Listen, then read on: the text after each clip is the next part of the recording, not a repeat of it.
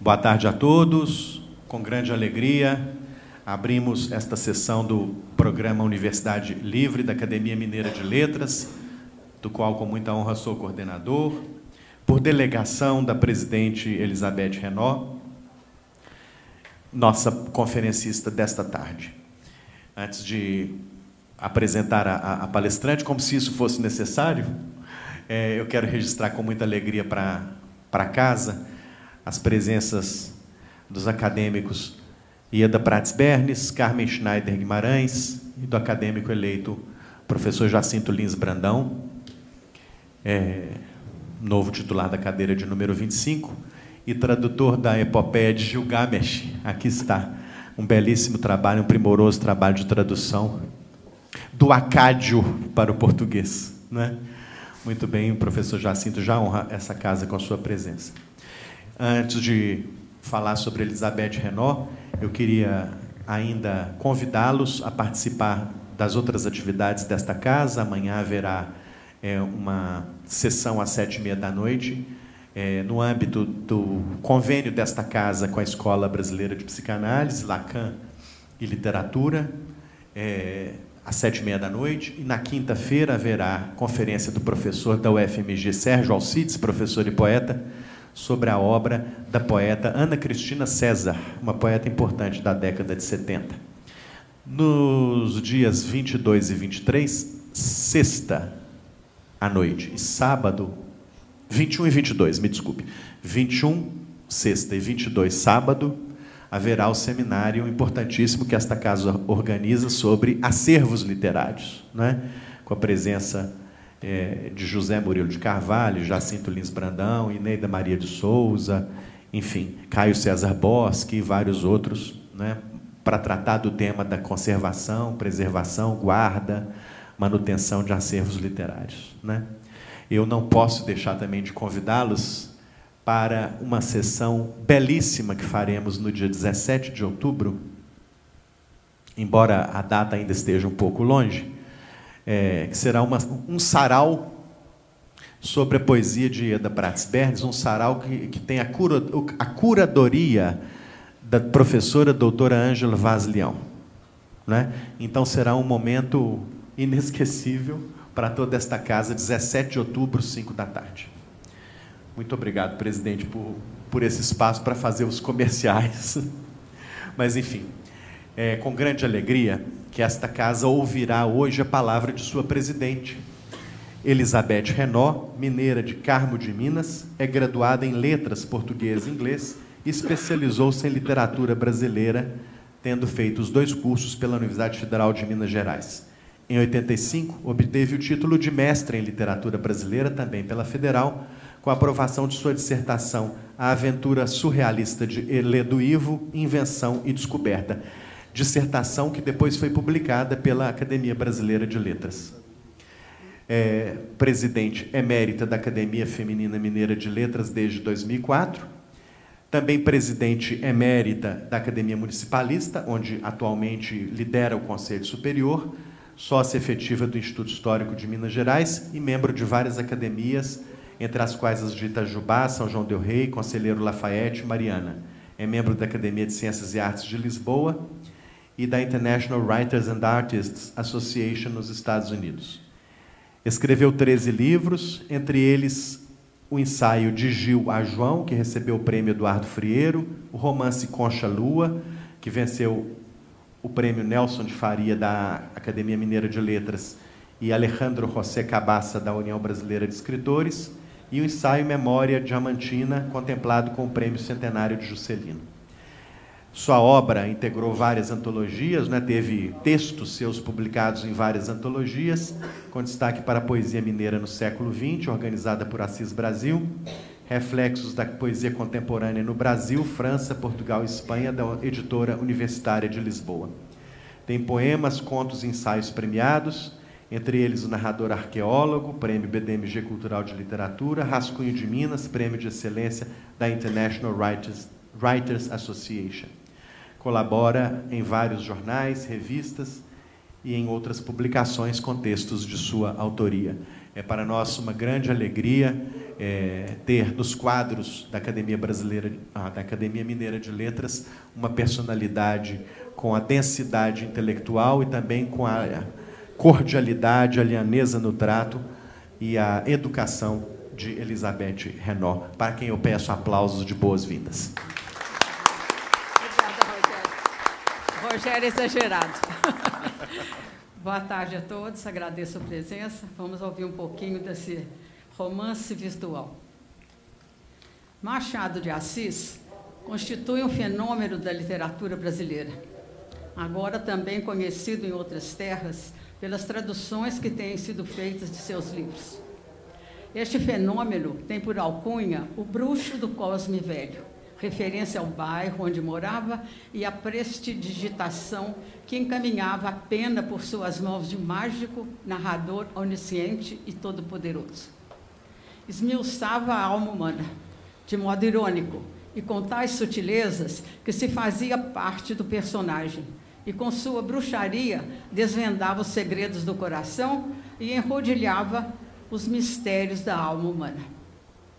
Machado manipulava a palavra e a empregava no momento certo, com tal precisão e acuidade, não fosse ele o brasileiro preocupado com os rumos da educação no Brasil e com o zelo devido ao nosso idioma. De sua obra, definida como um libelo, disse Nelson Werneck Sodré: quando Machado afirma a literatura como mais do que passatempo e menos do que apostolado, compreende que a arte não se destina a preencher os ócios, como era aceito naquele tempo, e em muitos meios, mas tem missão a cumprir, e deve ensinar aos homens as coisas da vida, mas tal ensino perderia vigor e se diluiria na refratariedade se tomasse a forma de um apostolado, se denunciasse intenção. Assim, realiza sua obra, a mais alta elaborada em nosso país, aquela em que está mais presente o Brasil, numa fase característica de seu desenvolvimento.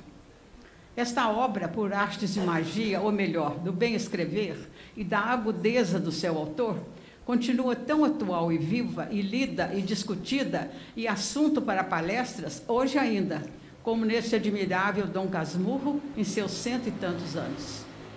A partir de uma história banal, Machado, o narrador, construtor do texto, apresenta o real da ficção. O narrador, distinto do autor, representa a fusão entre ele próprio e personagem, e o autor, que requer a participação de um leitor que possa interpretar a mensagem que se repassa. O autor provoca a reação do leitor crítico, já que ele diz negando. Na fala do texto, em que as vivências do contexto são descritas, o autor é o sujeito do discurso, e como manipulador da língua, coloca o real para afirmá-lo ou negá-lo, como assegura Barthes. O real da ficção passa a ser mais importante do que o real propriamente dito. Machado de Assis era um transfigurador da realidade, na colocação da verossimilhança feita através da ilusão da vida. Seria a exemplificação daquele real bartesiano que aflorava dos pequenos flagrantes de uma observação detalhista comum nos romances realistas. Na antiguidade, o real era colocado ao lado da história, em oposição ao verossímil, próprio do discurso narrativo. As coisas são o que delas sabem os que leem ou ouvem, e não o que sabe o que fala ou escreve. O narrador é o personagem central da história, Bento de Albuquerque Santiago, que relembra os episódios de sua vida. Quando criança, era Bentinho, e depois passa a ser Dom Casmurro.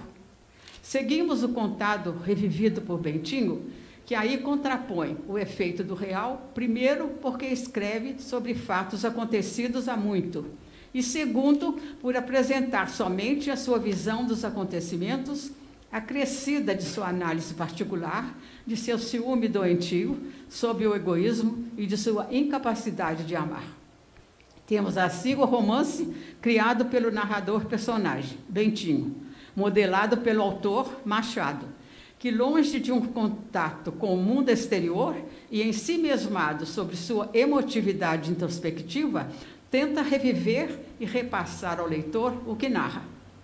Tentativa que se torna falta dele mesmo e cuja lacuna é tudo, na impossibilidade de atar as duas pontas da vida ou de restaurar a adolescência na velhice, como é dito no capítulo 2, intitulado do livro. Antes do capítulo referido do livro, Machado, famoso por suas digressões,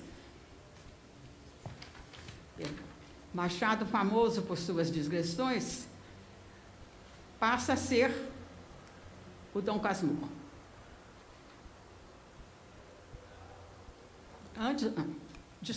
Interrompidas, sem que, nem porquê, para abordar outro assunto, traduz o título que deu a ele, o livro. Fruto de um vizinho, companheiro de uma viagem de bonde, poeta que lhe pedira opinião sobre seus versos e que se desgostara com a casmurrice do interrogado, e Dom, por considerar seus ares de fidalgo. Ele mesmo se intitulou Dom Casmurro. Dom porque tinha ares de fidalgo, e Casmurro porque respondia com casmurrice a quem se dirigia a ele. Vamos à história, relembrada em sua forma linear. Dona Glória, mãe de Bentinho, pagando uma promessa, pretende levar seu filho a ingressar no seminário. Seria padre, Bentinho.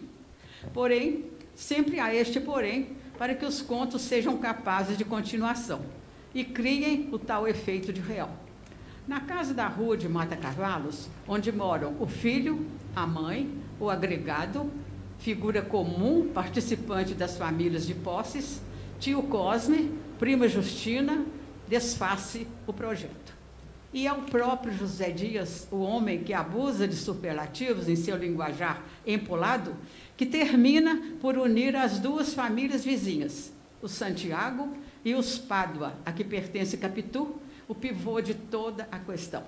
José Dias, diz a Dona Glória, que Bentinho e Capitu andavam aos cantos, em segredinhos, e constituiria uma grande dificuldade separá-los se eles pegam de namoro.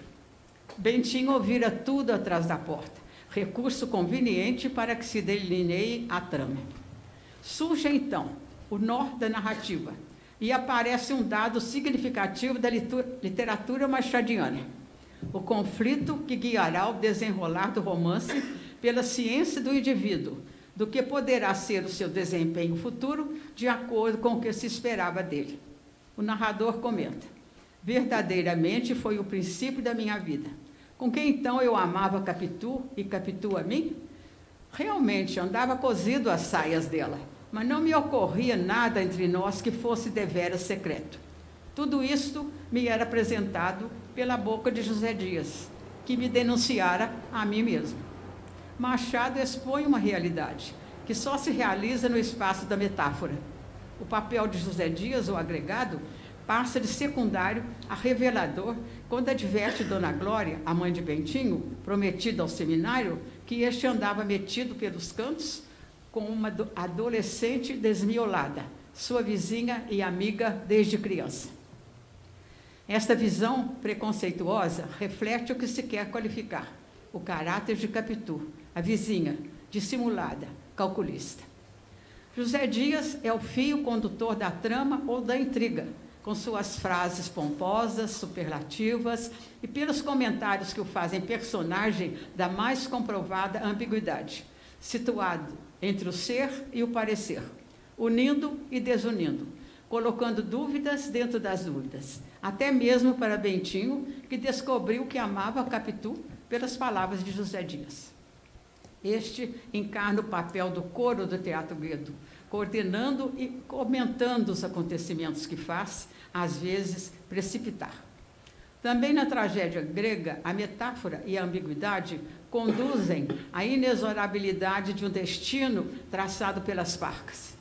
Em A Ética da Aventura, Ledo Ivo identifica a posição de José Dias na galeria machadiana, que de personagem secundário, ilusório, representa um papel decisivo. Com efeito, diz ele, extirpemos José Dias do texto e do contexto do romance e este perderia sua razão de ser, sequestrado de sua própria e sinuosa motivação. José Dias é um grande dissimulado, por sua condição de parasita, de aventureiro, que se mete a conselheiro, que se torna indispensável à família que o acolheu. É ele que descobre que Capitu tem olhos de cigana oblíqua e dissimulada, o que faz Bentinho descobrir os olhos de Ressaca, que traziam não sei que, fluido misterioso e enérgico, uma feição nova, uma força que arrastava para dentro, como a vaga que se retira da praia nos dias de ressaca. Essa foi a descoberta paralela do amor. A do amargor foi também feita através dos olhos de Ressaca, quando da morte de Escobar, o suposto rival. Momento houve em que os olhos de Capitu fitaram o defunto, Escobar, quais os da viúva, sem o pranto nem as palavras desta, mas grandes e abertos, como a vaga do mar lá fora, como se quisesse tragar também o nadador da manhã. Para Beda Alemã, a ironia é uma autorrepresentação, uma encenação, em que o discurso narrado é contaminado pela presença do autor como sujeito, crítico e analítico, de uma situação perturbadora. Machado, como condutor de uma história, coloca a racionalidade dentro da irracionalidade, em que Bentinho se debate, e como sujeito analítico, passa a ser também o sujeito da ironia. Com a máscara da ironia e pela lucidez, na continuação do seu relato, na sua metonímia, afasta o leitor da superfície do texto, para provocar-lhe a autorreflexão e o seu engajamento. Nessa estratégia, que utiliza a ironia e que se assemelha à metáfora, está a intencionalidade do autor. Bentinho afirma, no capítulo 31, e é a voz de Machado que revela: Capitu é Capitu, isto é, uma criatura muito particular, mais mulher do que eu era homem. Se ainda o não disse, aí fica. Se disse, fica também. Há conceitos que se devem incutir na alma do leitor, à força de repetição. Estão aí as palavras do autor, o sujeito manipulador. Ou no capítulo 56, um seminarista, pois o nosso herói frequentou por algum tempo o seminário, a fim de afirmar ou negar a sua pretensa vocação sacerdotal. A alma da gente, como sabes, é uma casa assim disposta, não raro com janelas para todos os lados, muita luz e ar puro. Também as há fechadas e escuras, sem janelas, ou com poucas e gradeadas, à semelhança de conventos e prisões. Outros sim, capelas e bazares, simples alpendres ou passos cintuosos. Não sei o que era a minha. Eu não era ainda Casmurro, nem Dom Casmurro. O receio é que me tolhia a franqueza. Mas como as portas não tinham chaves nem fechaduras, bastava empurrá-las. E Escobar empurrou-as e entrou. Cá o achei dentro, cá ficou. Até que a história de Dom Casmurro começa com a de Bentinho, um pouco desordenada sob o peso de uma promessa, a de sua mãe de fazê-lo padre. Resolvido foi o impasse pela substituição, o custeio dos estudos de um seminarista pobre e depois o curso de Direito e o casamento com Capitu. Comprove-se a ironia de Machado no capítulo 99. Minha mãe, quando eu regressei bacharel, quase estalou de felicidade. Ainda ouço a voz de José Dias, lembrando o Evangelho de São João, e dizendo ao ver-os abraçados: mulher, eis aí teu filho. Filho, eis aí tua mãe. Minha mãe, entre lágrimas, disse: Mano Cosme, é a cara do pai, não é?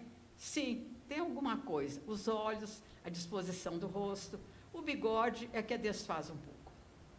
Sucedem-se os acontecimentos. O casamento em tarde chuvosa de março de 1865, o presságio de Dona Glória: tu serás feliz, meu filho.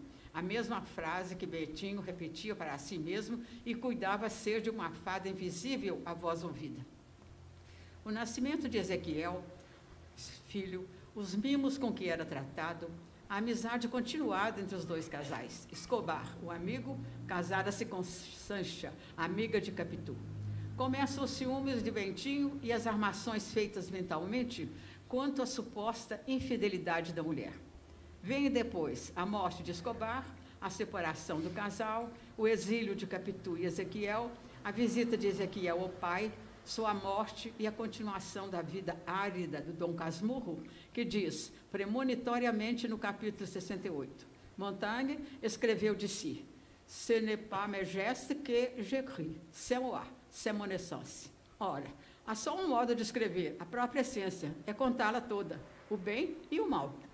Tal faço eu, à medida que me vai lembrando e convindo à construção ou reconstrução de mim mesmo. Por exemplo, agora que cortei um pecado, diria com muito gosto alguma bela ação contemporânea. Se me lembrasse, mas não me lembra, fica transferida a melhor oportunidade. Machado de Assis iniciou a montagem e a desmontagem dos caracteres humanos, primeiro nos folhetins, passando para o conto e depois para o romance. Tanto os romances como os contos e os folhetins revelam a mesma finura de observação, a ironia piedosa ou cética, que marca a sua visão do mundo, como bem pontificou Afrânio Coutinho. O mesmo crítico declara que, vindo do romantismo, Machado não se entregou aos exageros do naturalismo, permanecendo num terreno apenas realista, mas pregando uma teoria formal ou clássica na literatura. E assim, nessa encruzilhada entre romantismo e realismo, colhendo nas teorias estéticas de ambas as escolas aquilo que tem de útil e somando-as aos princípios eternos da arte literária, criou uma doutrina altamente seminal, ainda hoje válida, graças à independência e superioridade com que se situou. Sua teoria e sua prática encontram-se no mesmo grau de excelência. Machado respeita o seu personagem. Isto é o leitmotiv, força e vida. É independente, age com objetividade e autonomia, e às vezes escapa-lhe das mãos. Pela memória, pano de fundo, tudo sabe e comenta. Às vezes perde a realidade exterior, concentrando-se apenas no íntimo, e o inconsciente metamorfoseia-se no corpo. E diz: as pernas desceram-me os 3 degraus que davam para a chácara e caminharam para o quintal vizinho. Era costume delas às tardes e às manhãs também. Que as pernas também são pessoas, apenas inferiores aos braços, e valem de si mesmas quando a caça não as rege por meio de ideias. As minhas chegaram ao pé do muro. Os estados de ânimo se diversificam. Se te lembras bem de Capitu menina, has de reconhecer que uma estava dentro da outra, como a fruta dentro da casca. Para Machado de Assis, a natureza é egoísta, numa concepção antropomórfica. Mantém-se impassível diante do ser humano e, como os deuses gregos, dispensa friamente os bens e os males.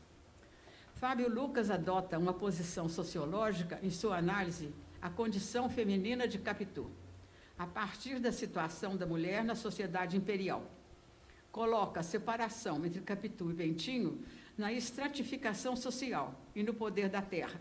Bentinho é seduzido pelos atrativos físicos e espirituais também de Capitu.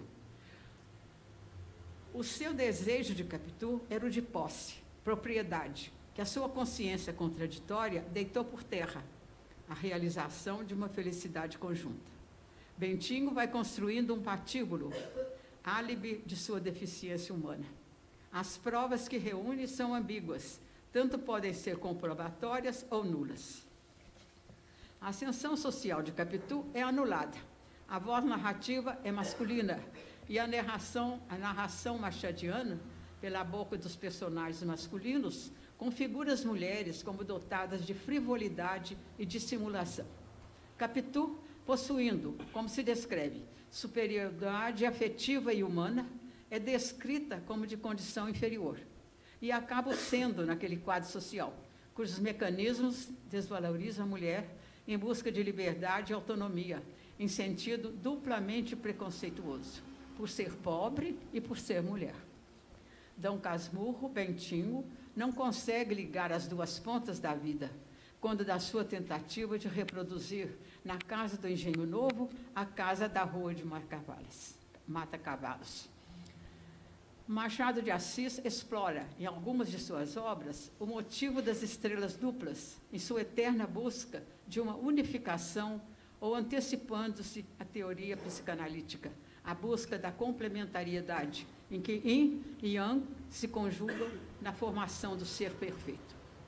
Voltando a Leduívo, obra aberta, Dom Casmurro assenta sua verdade romanesca na ambiguidade, como já dissemos, sendo, pois, esteticamente irrelevante interrogar-se se Capitu é culpada ou inocente, se andou de amores escondidos com Escobar ou se tudo não passou de imaginações de um temperamento ciumento, sensual e doentio como o de Bentinho.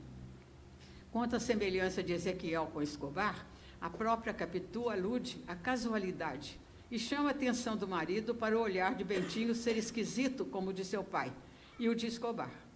Muitas coincidências concorrem para colocar dúvidas dentro das dúvidas. Pela leitura linear do romance, poderá ser admitido o adultério. No entanto, lido em profundidade, conhecer-se-á a figura cínica e perversa de Bentinho, e é ele quem conta a história. No capítulo A Mão de Sancha, descreve Bentinho a sua intenção adúltera com a mulher de Escobar, amiga de infância de Capitu, incentivado pelos olhos de Sancha e afirmando mais uma vez que os olhos femininos são as portas e as janelas do pecado escondido no fundo da alma. Dom Casmurro mais sugere do que revela. Está mais na sombra do que na luz. O narrador não tem como autor a omnisciência. Apenas vê a realidade por um ângulo, insuficiente para revelar o mistério das vidas que se entrelaçam com a dele. Aí reside a mágica extraordinária do Bruxo Machado, a narração psicológica, cujo poder emergente firma-se na ambiguidade das interpretações. Os capítulos Otelo, A Xícara de Café, Segundo Impulso, já no final do processo descritivo da história, dimensionam a dubiedade, a psicose doentia, a vingança criminosa que quase se perpetra. Se não fosse a pena machadiana assustá-la, dominando a ação de Bentinho ao tentar o suicídio e o assassínio de seu filho, uma pobre criança. Seria trágico demais para a criação machadiana, governada pela ironia e pela dubiedade. Comprara Bentinho veneno para ele mesmo. No entanto, após o teatro, desistiu da ideia. O último ato mostrou-se que não eu, mas Capitu devia morrer. E continua, ainda assim, tive ânimo de mexer o café, os olhos vagos, a memória indesdêmona e inocente, o espetáculo da véspera vinha intrometer-se na realidade da manhã. Nesta preparação lúgubre e criminosa, apareceu-lhe o filho, que se lhe atirou aos beijos. Voltou-lhe o impulso criminoso e tentou fazer com que o café lhe deitasse goela abaixo. Não sei que senti que me fez recuar.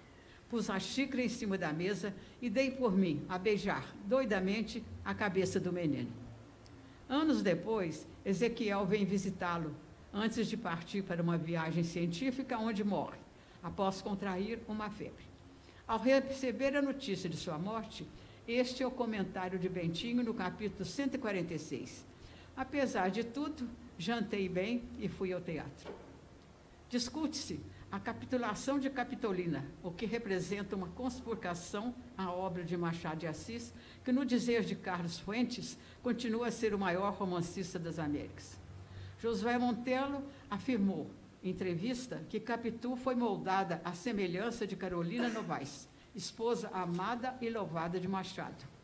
Isto derrubaria a hipótese da existência de uma adúltera real, personagem daquele efeito artificioso, expressando o fruto da imaginação de um marido ciumento, na trama do escritor. As mulheres, na sua dubiedade e artificialismo, são assim descritas pela ótica masculina e pelo tom machista da sociedade de então. Não seria este também um posicionamento irônico de Machado? Não lançaria o autor mácula sobre o caráter da esposa, nem apreciaria, com certeza, a atitude sensacionalista de um julgamento póstumo, 100 anos após a publicação de Dom Casmurro, de que participaram figuras do cenário cultural atual. O que Machado quis e o fez, de modo absolutamente brilhante, foi o desvelar de um stream of consciousness, no determinar suspeitas e vinganças de um espírito conturbado e indeciso presente no Casmurro Bentinho. Penetrando nas íntimas elucubrações psicológicas do seu personagem, ficou este perfil de marido, que longe de uma fortaleza viril que deveria ostentar, é marcado pela angústia, pela dubiedade, face a uma traição fabricada por sua mente exaltada e febril. Machado de Assis descreve e expõe uma realidade que só se realiza no espaço da metáfora. É o que eu tinha a dizer.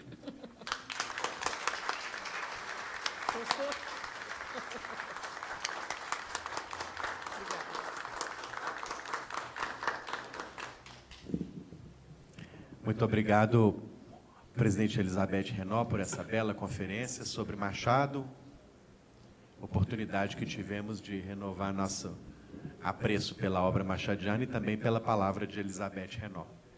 Eu queria registrar a presença entre nós do presidente César Vanucci, da Academia Municipalista de Letras. Muito obrigado pela sua presença.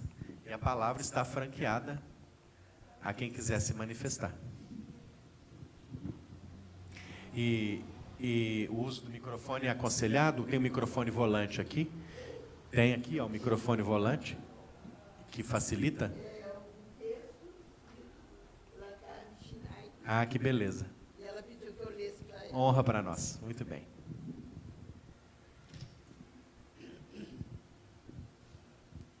Não se pode negar.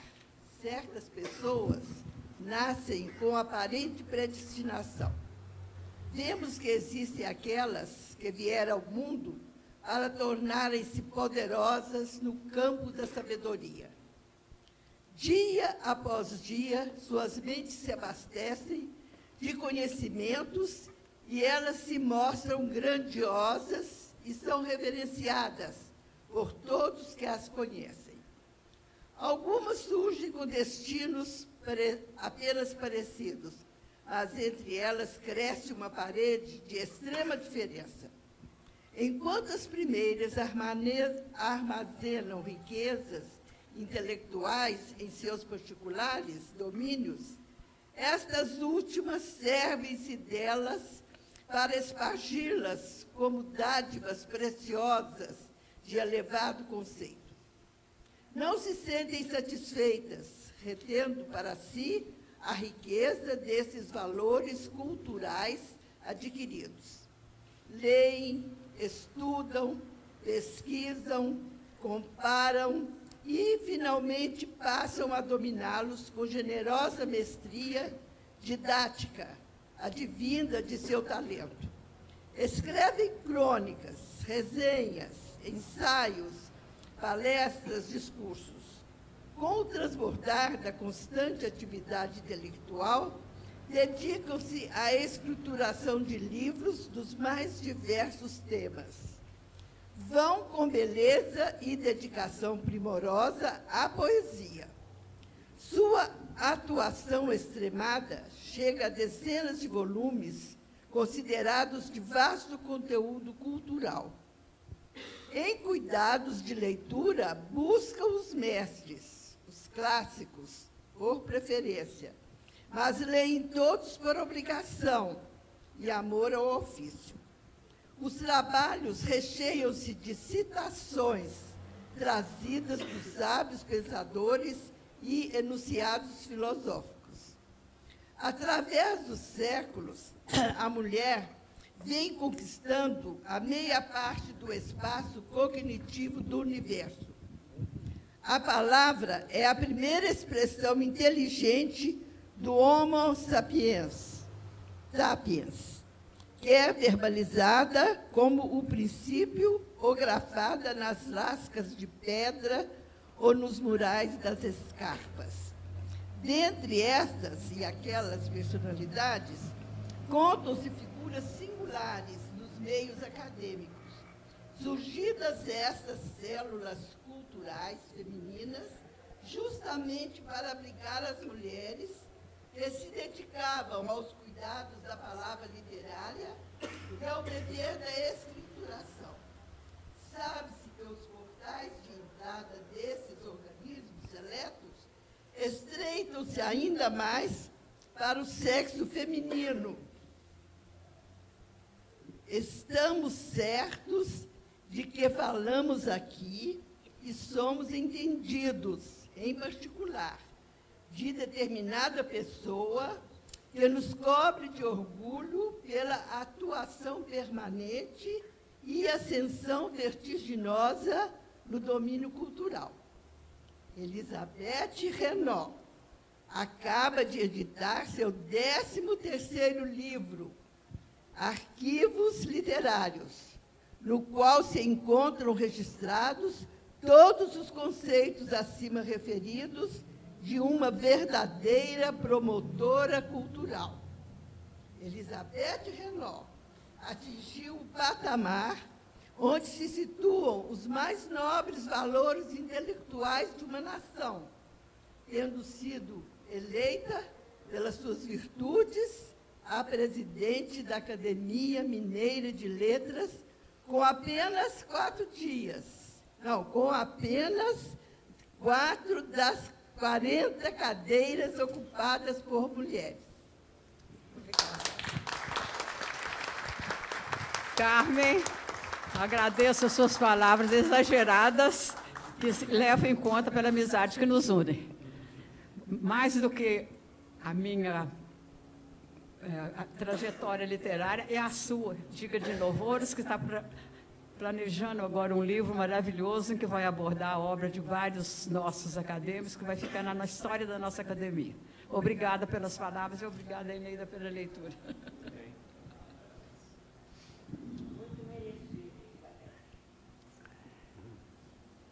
E eu gosto muito de lembrar um fato importante da história, em favor da história da nossa Academia Mineira, que esta casa se antecipou em 14 anos, né,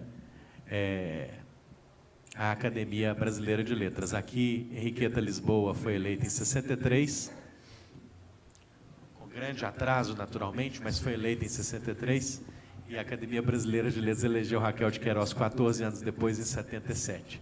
É só um breve registro, mas para unir a minha voz à voz de Elizabeth, de Carmen, de Eda e de Maria José, essa casa que é sempre mais e mais vozes femininas presentes aqui em seus quadros, com certeza. Helene?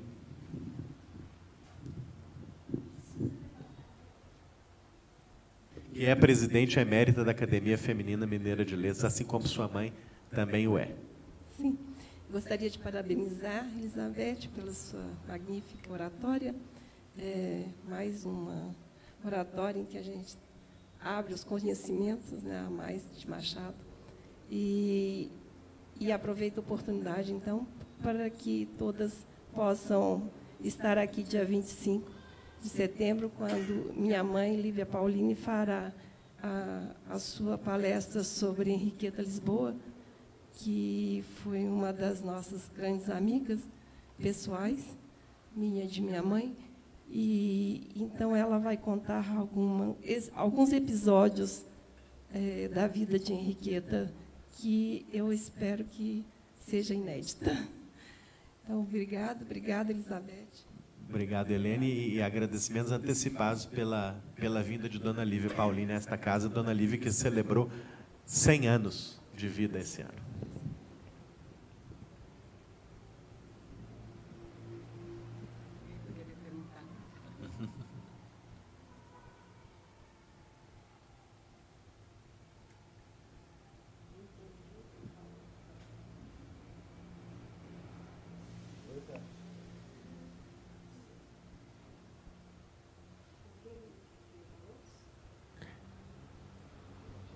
Tem uma pergunta ali.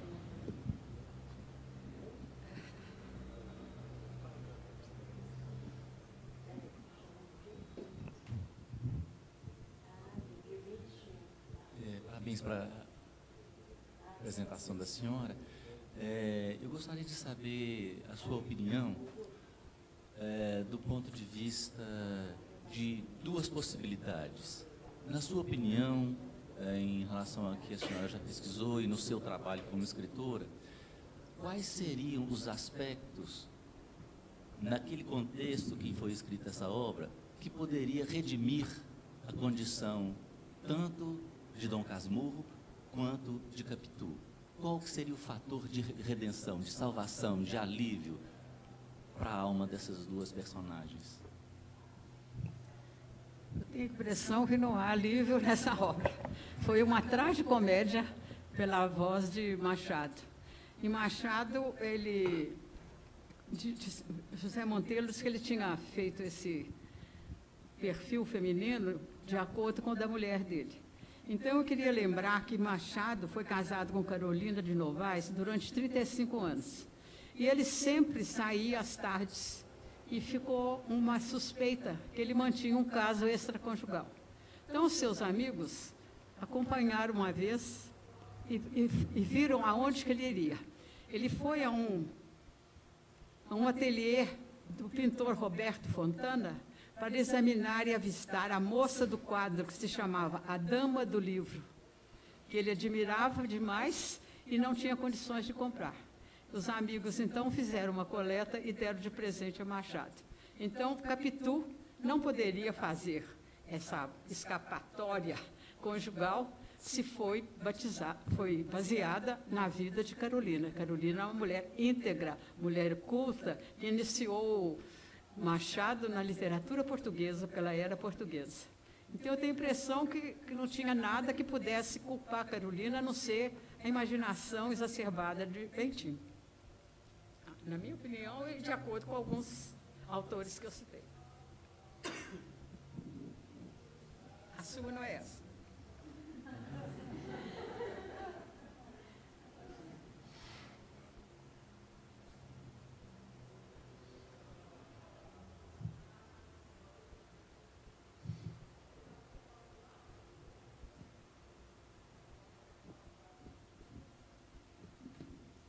Muito bem. Presidente, algum comentário?